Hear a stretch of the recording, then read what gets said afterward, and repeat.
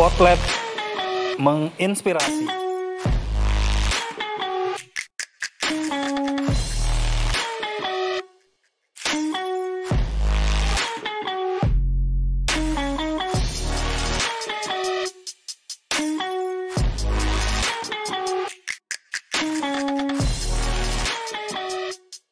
Hai Sobat MLab, ketemu lagi di Podlab, podcast MLab yang selalu menginspirasi. Nah, kali ini kita akan berbicara tentang sesuatu yang baru dan sedang booming di Indonesia. Ayo apa?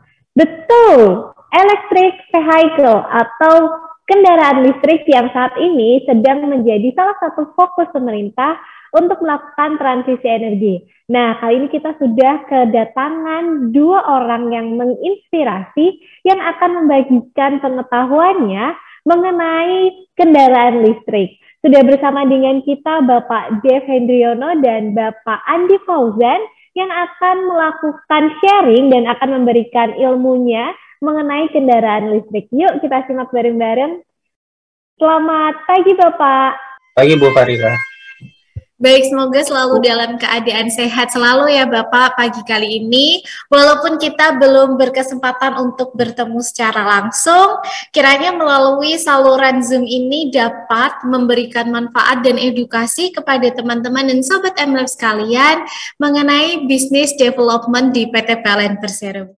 Baik, kita langsung mulai Bapak Devi Hendri Priyonom dan Bapak Andi Fauzan Parewangi.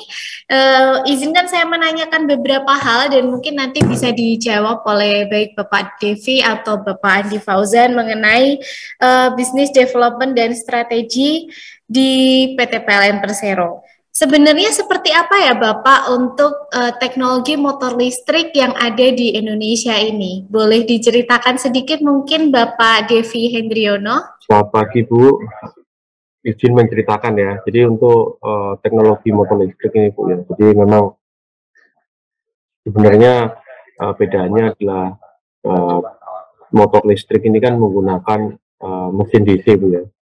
Jika ICE kan masih menggunakan motor berbahan bakar BBM ya. Nah, harapannya dengan motor menggunakan DC ini Bu ya, di dalamnya juga ada inverter, itu dapat menghasilkan efisiensi yang lebih bagus Bu. Untuk itu ketika kita melakukan road trip ya, ketika kita menggunakan motor EV ini Bu, maupun mobil EV ya, itu kita bisa mendapatkan efisiensi yang lebih bagus daripada menggunakan motor atau mobil berbasis ICE. Kalau tidak salah, Mas Fauzan, efisiensinya bisa 50% Mas ya? Kalau saya tidak salah kemarin ya, kita coba ya. Iya, efisiensinya dia bisa mencapai 50% memang. Apalagi kita lihat dari penggunaan bahan bakarnya ya, itu bisa membuat harga juga lebih murah dibandingkan penggunaan motor ICE. Perkembangan teknologi motor listrik di Indonesia, apa peran serta PLN dalam perkembangan teknologi motor listrik di Indonesia ini? Iya, di sini kita lihat memang peran PLN sangat sentral ya, karena motor listrik erat kaitannya dengan sourcing-nya sendiri sebagai bahan bakar dari electricity. Maka kita di PLN juga sudah langsung membentuk secara cepat EV ekosistem, di mana nanti ekosistemnya itulah yang akan bertumbuh mendorong untuk menciptakan creating demand untuk kendaraan listrik. Nah, kita coba melibatkan dari pihak manufaktur, kemudian dari provider baterainya sendiri, serta untuk charging dan juga kendaraan listriknya. Nah, ini yang coba kita bentuk di dalam EV ekosistem tersebut, sehingga masing-masing pihak memiliki peranannya masing-masing dan juga menumbuhkan mendorong mempercepat dari pengembangan ekosistem kendaraan listrik di Indonesia. Menarik ya, jadi peran PLN ini memang sangat sentral untuk membangun ekosistem kebutuhan mengenai motor listrik dan juga mobil listrik tentu saja. Nah, sejauh ini nih Pak, berapa sih sebenarnya jumlah SPKLU yang sudah dibangun dan rencana ke depannya berapa lagi nih target untuk pembangunan SPKLU di PT PLN Persero sendiri gitu? Ya, Kalau melihat dari targetnya sendiri, kita sudah punya roadmap-nya, Bu, sampai sekitar 2030 itu kita punya target sebanyak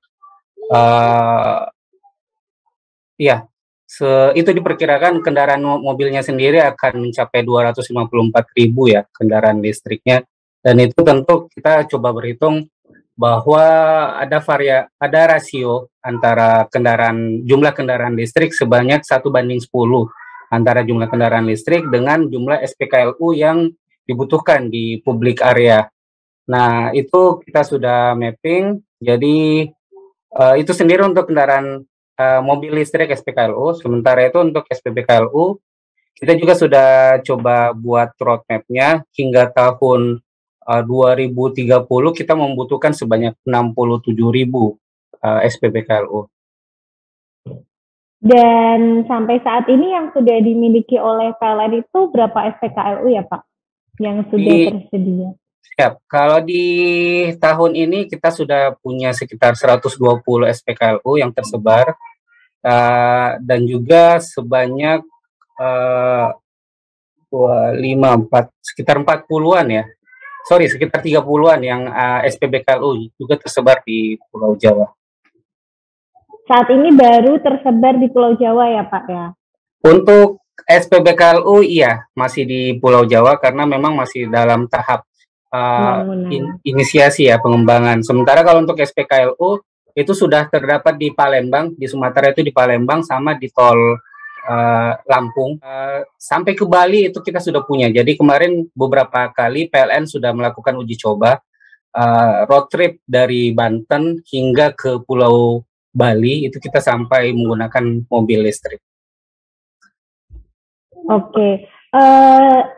Untuk dari sisi keandalan motor atau mobil listrik ini sepertinya sama dengan motor atau mobil listrik pada umumnya, dan bagaimana sih Pak sebenarnya konsumsi bahan bakar listriknya gitu? Kalau di bahan bakar gas gitu ya, kita berbicara perbandingan liter. Nah, kalau di motor atau mobil listrik ini seperti apa Pak? Ya. Kemarin kita sempat membuat analisa singkat ya, analisa terkait penggunaan kendaraan listrik ini ya. Jadi kalau kita lihat di data, nah ya, ini untuk konsumsi listrik kWh kilometer ya, untuk mobil sendiri itu rata-rata 0,14 atau sebanyak 0,14 kWh per kilometernya kalau kita lihat di kendaraan listrik, mobil listrik.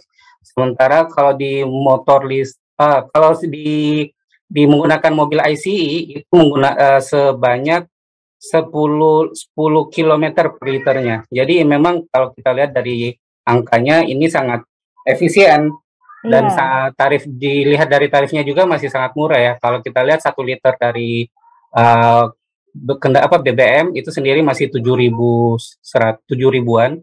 Sementara kalau di kendaraan listrik satuannya 1 kWh itu sebesar 2.000-an. Seperti itu. Jadi apakah nanti akan ada tarif khusus ini Pak untuk SPKLU yang dibedakan dengan tarif rumah tangga atau tarif lainnya? Secara regulasi memang menyebutkan seperti itu. Jadi antara tarif untuk SPKLU itu akan berbeda dengan tarif yang ada di rumah tangga. Namun itu pun jika kita bandingkan dengan konsumsi dari kendaraan ICE itu akan jauh lebih murah dibandingkan dengan kendaraan listrik. Jadi selain memang lebih ramah lingkungan, kendaraan listrik ini memang juga secara konsumsi bahan bakarnya lebih hemat ya Pak ya. Apalagi kan sekarang banyak BBM yang non subsidi ya, pemerintah mulai menggerakkan masyarakat untuk mengkonsumsi BBM non subsidi gitu ya. Jadi mobil listrik ini menjadi salah satu alternatif gitu. Nah, bagaimana dukungan pemerintah terhadap perkembangan motor listrik dan PLN sebagai perusahaan listrik negara gitu ya? Apakah pemerintah mendukung penuh dan bagaimana regulasi terkait dengan penggunaan motor listrik ini, penggunaan motor dan mobil listrik? Baik, kalau kita melihat industri mobil ataupun kendaraan listrik ya secara global itu memang sudah mulai berkembang lebih awal, sekitar awal 2010, dan kalau kita lihat di Indonesia ini baru masuk sejak tahun 2019. Namun catatan kami bahwa pemerintah Indonesia sudah sangat cepat dalam mendorong pengembangan kendaraan listrik. Terlihat di tahun 2019 yaitu Perpres tentang mendorong kendaraan listrik di Indonesia itu sangat sudah dikeluarkan.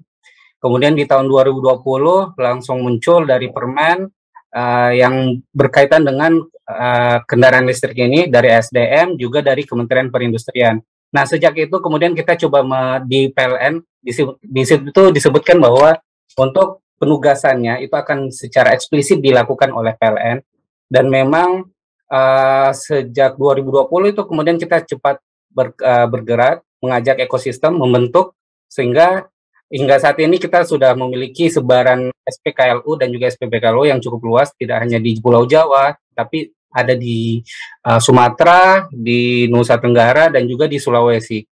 Seperti itu. Baik, terima kasih Pak Fauzan. Selain itu kan masyarakat ini sebenarnya masih agak takut gitu ya dalam penggunaan mobil listrik gitu, kayak takut kesetrum, apalagi kalau lokasi penggunaan kendaraan listrik ini di Jakarta yang rawan sekali banjir. Bagaimana sih motor atau kendaraan listrik ini mengakomodir kemungkinan hal-hal tersebut yang ditakutkan masyarakat gitu? Ya, memang paling enak bercerita terkait dengan testimoni ya ataupun experience dari kendaraan listrik ini dengan cara melibatkan langsung dari masyarakat untuk menggunakan. Nah, kami sendiri sudah kemarin sempat mencoba touring ya, road trip dari Banten sampai Surabaya. Itu yang kami rasakan dari sisi security dan safety-nya itu sangat aman, karena semua jaringan atau sistem ketenaga listrikan sendiri masih tersimpul dengan baik ya Mas David ya. Dan juga dari sisi comfort-nya sendiri itu sangat jauh di atas rata-rata dibandingkan kendaraan mobil listrik sendiri. Nah, mungkin nanti dari Pak Devi akan menceritakan lebih banyak tentang motor listrik, karena Pak Devi sendiri sudah mencoba secara langsung ya di waktu bersama Gogoro, Mas ya. Ya, izin menambahkan Bu Farika. Jadi memang motor listrik ini Bu ya, memang desainnya sedikit berbeda Bu ya. Sebenarnya sih sama aja dengan motor IC. Maksudnya gini, motor IC itu kan yang paling rawan jika hujan itu kan busi Bu ya. Iya. Nah, jika businya terendam, karburator penuh air, maka berhenti. Sama juga Bu dengan motor listrik Bu. Ada bagian di motor listrik yang jika itu terkena air, maka proteksi akan mengamankan itu Bu. Motornya langsung shutdown. Jadi sebenarnya sama juga dengan kelistrikan Bu. Kalau kita bicara motor listrik ya, kita juga beranalogi dengan listrik Bu. Apabila ada banjir ya Bu ya. Terus daerah tergenang, listrik kan harus dimatikan. Nah, proteksinya juga sama seperti itu. Jadi kalau dianggap aman, sudah ada regulasi Bu dari pemerintah untuk mengatur terkait keselamatan. Jadi setiap produk yang keluar pasti akan ada tinjauan mengenai keselamatan Bu. Ada SNI-nya. Jadi pastinya sudah layak lah untuk dipakai di kalangan publik seperti itu Bu. Baik Pak Devi, terima kasih. Apakah nanti pertanyaan lagi mengenai mobil listrik itu?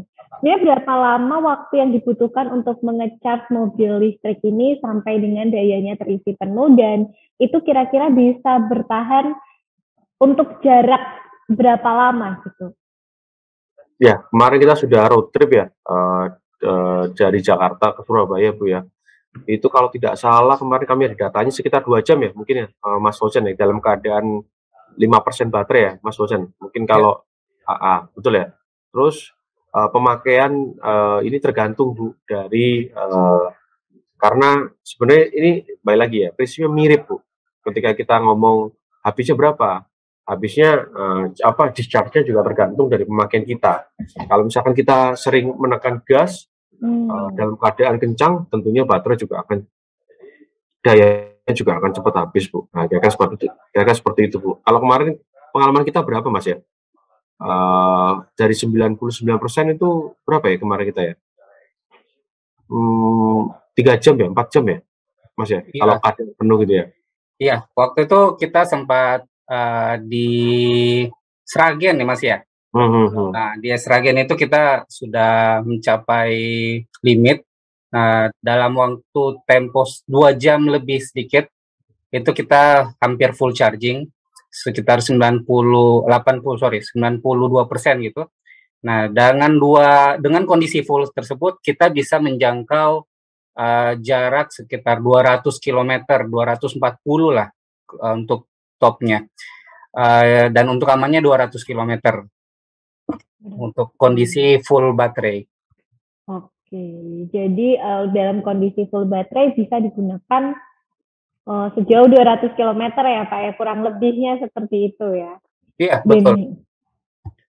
Dan terkait dengan strategi bisnis ya Pak Devi, kita berbicara soal bisnis ini. Bagaimana PLN menangkap peluang kendaraan listrik ini selain menyediakan atau sebagai penyedia SPKLU gitu. Peluang apa lagi yang ditangkap oleh PLN dalam perkembangan kendaraan listrik? Ya, kalau kami Bu, peran kami di sini adalah untuk mengembangkan ekosistem EV Bu ya. Tentunya peran kami sangat penting ya, ketika kami bisa menjadi salah satu perintis dan pelopor Bu ya dalam mengembangkan ekosistem EV ini. Kami tentu juga mendukung pemerintah Bu dalam transisi energi. Tentunya harapan kami dapat ini Bu ya, menekan impor BBM dan berfokus pada energi lain yang lebih hijau gitu Bu ya.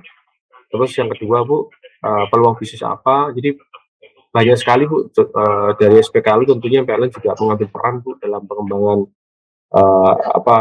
SPKLU dan SPBKLU, dan di sana PLN juga berperan ya, mengambil potensi bisnis turunannya di bidang OM misalkan Bu. Terus karena PLN mempunyai kapabilitas anak perusahaan di bidang OM tersebut Bu ya.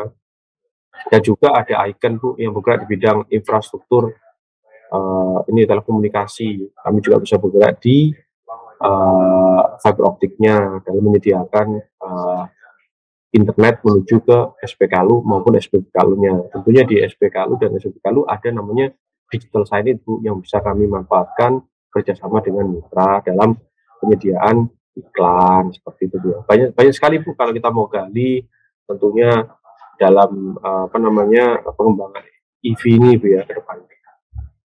Mungkin Mas Holsen mau menambahkan? Iya, memang selain di sisi PLN side itu kita juga punya peran ingin melibatkan dari peran masyarakat dalam ketersediaan SPKLU maupun juga SPBKLU. Jadi kita mengajak kepada masyarakat partner strategis PLN nantinya untuk bisa berinvestasi pada penyediaan SPKLU dan SPBKLU. Kalau kita lihat tadi durasi dari kendaraan mobil listrik itu sejauh 200 km, artinya setiap jarak 200 km tersebut kita membutuhkan satu charging station lagi. Kedepannya dengan pertumbuhan mobil listrik yang akan masif, itu artinya di satu lokasi tidak lagi dibutuhkan hanya satu GAN, tapi juga mungkin kita membutuhkan sebanyak 5 atau 10 slot, dengan masing-masing slot itu terdapat 2 GAN. Nah, artinya kita membutuhkan peran aktif juga dari masyarakat, melibatkan dari partner dan investor yang ingin masuk ke dalam charging station tersebut. Seperti itu, Bu. Baik, lalu seperti apa kesiapan jaringan ya Pak? Kita berbicara soal jaringan tenaga listrik karena pasti di setiap SPKL ini membutuhkan suplai daya energi listrik yang cukup besar gitu ya. Secara infrastruktur, apakah kita sudah jaringan energi listrik kita, jaringan transmisi dan jaringan distribusi kita sudah mendukung ke arah tersebut, Pak?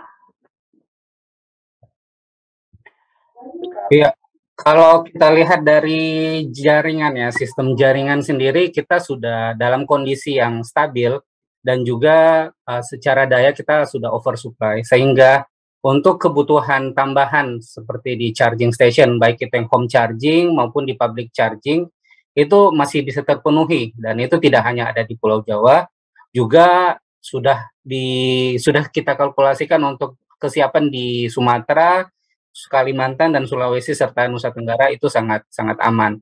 Selain itu juga kita tadi sudah dipenuhi dengan standar-standar SPLN tadi ya, dan juga SNI.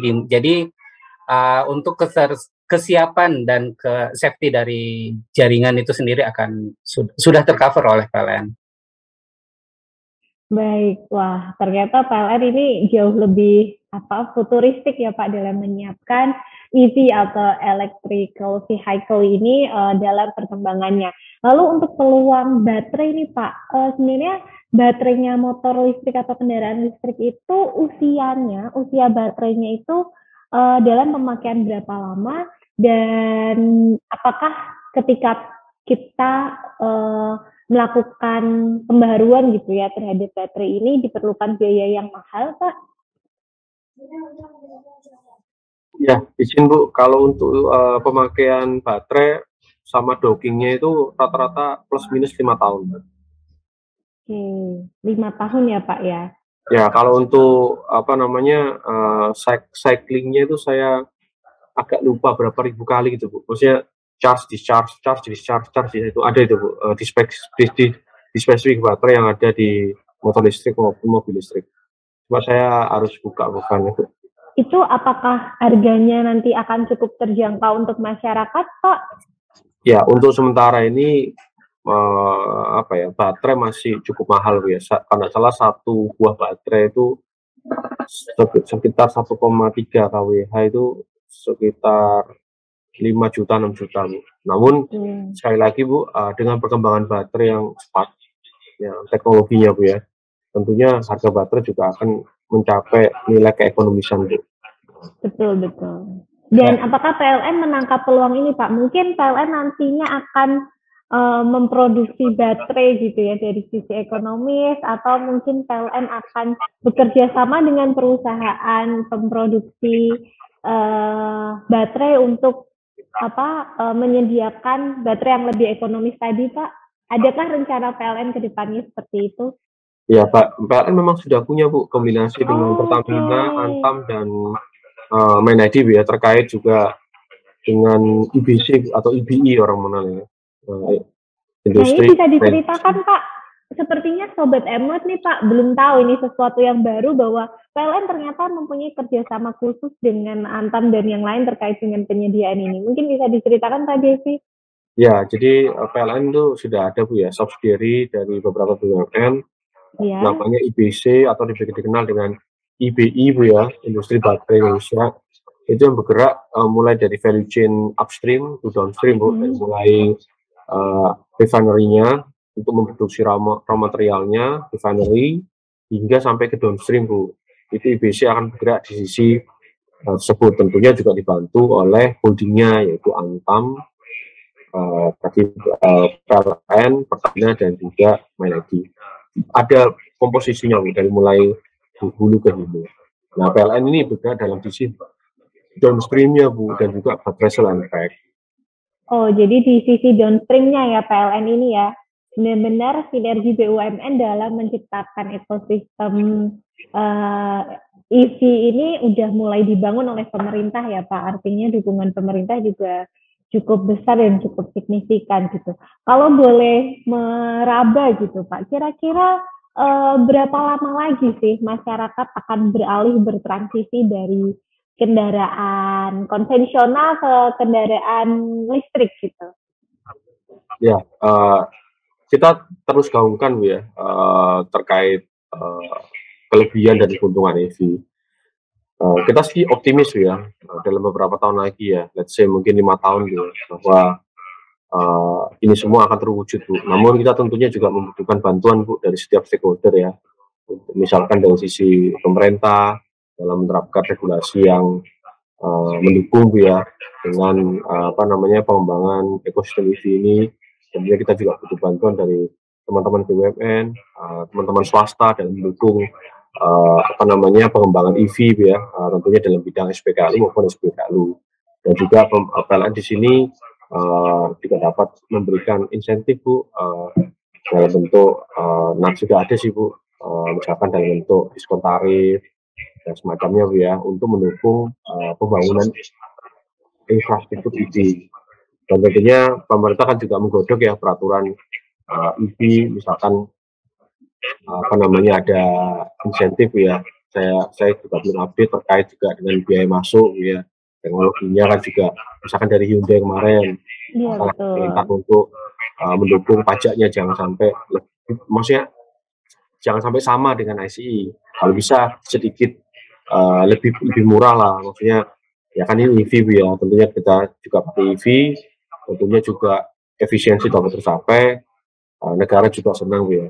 Dan juga tentunya dari masyarakat sendiri Bu, kita terus gaungkan ya, transisi energi itu misalkan kompon listrik, misalkan EV ya, dari stakeholder, dari Grab, dari Gojek juga terus menggunakan EV Bu untuk kendaraan operasional mereka.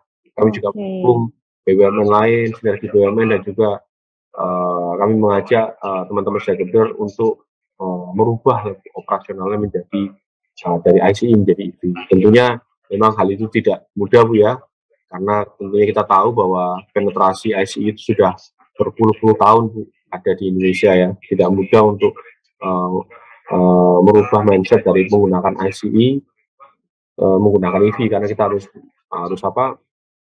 melakukan investasi lagi kan Bu ya, masyarakatnya. Tapi kita yakin dan optimis Bu bahwa ketika mereka sudah mengetahui bahwa efisiensi itu sangatlah tinggi, tentunya kita juga bisa lah merubah itu. Dan juga pemerintah juga kemarin juga ada program konversi motor ICE menjadi EV Bu. Tentunya ada beberapa hal yang peralatan yang perlu ditambahkan untuk konversi energi tersebut. Ya memang hal ini kita lakukan step by step ya. Bisa dari konversi energi dulu, mengganti beberapa part motor menjadi part EV, atau yang kedua membeli motor EV langsung sekaligus. Ya, kita juga dari PLN juga berusaha untuk terus menyiapkan infrastruktur pengembangan EV tersebut Bu, agar kedepannya ya, let's say 5 tahun lagi, hal itu akan jadi lebih baik dari sekarang. Silakan Mas Fauzan, jika ada yang kurang. Ya, jadi Bu Farika, ini kalau kita lihat dengan adanya inovasi baru, biasanya terhadap inovasi baru, itu kita memiliki role model. Kita membutuhkan role model untuk menjadi contoh bagi yang lainnya. Nah, dan di sini kami mencoba memposisikan bahwa PLN lah yang menjadi pionir dalam penggunaan kendaraan listrik tersebut. Konkretnya adalah secara bertahap PLN sendiri sudah melakukan shifting perubahan dari kendaraan motor ICE menjadi kendaraan atau motor listrik untuk penggunaan di Yantek, pelayanan dan teknis. Misalkan di daerah Jakarta, UID Jaya dan juga UID Jatim itu sudah melakukan penggantian dari motor ICE mereka untuk pelayanan teknis menjadi kendaraan motor listrik. Dan begitu juga dengan mobil operasional untuk kendaraan mobil listriknya sendiri. Itu juga secara bertahap kita sudah mulai beralih dari kendaraan ICE ke kendaraan lain. Dan harapannya ini menjadi contoh, menjadi pionir bagi BUMN yang lainnya, bagi entitas private sector lainnya, dan juga kita bisa mendorong rekan-rekan dari stakeholder kita yang ada di sisi pariwisata. Karena kalau kita lihat banyak ya di daerah-daerah misalkan untuk pendakian atau racing ataupun di daerah dekat pinggir pantai, itu kita bisa dorong untuk pariwisata kendaraan listrik seperti itu. Nah, ini menarik nih Pak Fauzan, karena kebetulan Museum Listrik ini merupakan salah satu unit usaha PLN yang bergerak di bidang pariwisata ya. Jadi memang pergerakan taman mini nantinya juga akan mendukung ekosistem EV ini. Jadi nanti akan tersentral parkirnya, dan di dalam lingkungan taman mini ini nanti akan menggunakan kendaraan listrik. Wah, Rencananya di akhir tahun 2022 ini akan sudah mulai transisi ke sana, dan kita lihat memang revitalisasi Taman Mini ini yang besar-besaran memang menuju ke arah penggunaan mobil listrik dan kendaraan listrik ini sebagai sarana transportasi di dalam lingkungan Taman Mini. Dan memang besar dukungan PLN gitu ya, kami akan menunggu gitu ya dukungan PLN untuk mewujudkan ekosistem ini. Kan kalau misalnya masyarakat gitu ya istilahnya bisa berkunjung atau mencoba gitu mobil listrik, kita bisa sebagai destinasi wisata untuk mencoba dan datang dulu ke museum listrik untuk mencoba trial sepeda listrik, motor listrik, dan mobil listrik gitu, sebelum memutuskan untuk membeli. Seperti betul. itu. Iya, betul. Jadi, saya malah sangat senang mendengarnya bahwa Museum Listrik sudah punya inisiatif yang kuat bahwa untuk meningkatkan experience masyarakat ini kita perlu dorong. Karena dengan demikian, nanti, masyarakat sendiri yang akan berbicara bahwa, "Oh, ternyata menggunakan kendaraan listrik itu sangat jauh berbeda, lebih efisien, lebih, murah juga dibandingkan menggunakan kendaraan IC." Sehingga dengan demikian secara otomatis demand creation itu akan tercipta dengan sendirinya seperti itu. Betul, kami akan tunggu nih Pak, follow up lebih lanjut terkait dengan penyediaan prototipe gitu ya, prototipe di museum listrik supaya masyarakat nantinya mungkin belum sekarang, karena sekarang Taman Mini dalam tahap renovasi dan revitalisasi, mungkin nantinya bisa datang ke museum listrik untuk mencoba sendiri ya, Ya, merasakan experience dan pengalaman menggunakan motor listrik atau kendaraan listrik, karena tadi sudah dicoba road trip itu seru banget ya Pak ya. iya. Sepertinya kita perlu lakukan lagi Mas di tahun 2022 ini ya. Kita ajak sekalian dari Museum Listrik dan juga dari masyarakat. Wah, kami tunggu Pak, kami tunggu undangan dan kerjasama lebih lanjut dari Museum Listrik untuk dilibatkan secara langsung ya Pak ya, karena kebetulan juga nantinya Museum Listrik ini setelah revitalisasi Taman Mini selesai pastinya akan menjadi salah satu pusat edukasi kelistrikan dan pusat edukasi mengenai electrical vehicle ini ya Pak ya ke depannya. Ya, menarik banget, Mbak. Baik, terima kasih banyak Bapak Andi Fauzan Parewangi dan Bapak Devi Hendriono atas waktu yang diberikan dalam kegiatan podcast kali ini mengenai motor listrik. Dan teman-teman Sobat MLab semuanya, jangan lupa untuk terus mendengarkan podcast podcast MLab, karena akan banyak narasumber dan tema-tema atau topik menarik lainnya yang akan selalu menginspirasi Sobat MLab sekalian. Sekali lagi terima kasih Bapak Andi Fauzan dan Bapak Devi Hendriono. Semoga apa yang kita sampaikan nanti memberikan manfaat, dan juga kami tunggu ya Pak ya undangannya dari PLN untuk Museum Listrik menjadi salah satu partner edukasi mengenai electrical vehicle. Terima kasih, selamat siang. Wassalamualaikum warahmatullahi wabarakatuh. Waalaikumsalam warahmatullahi wabarakatuh. Waalaikumsalam. Terima kasih Selamat siang, Museum Bu. Listrik.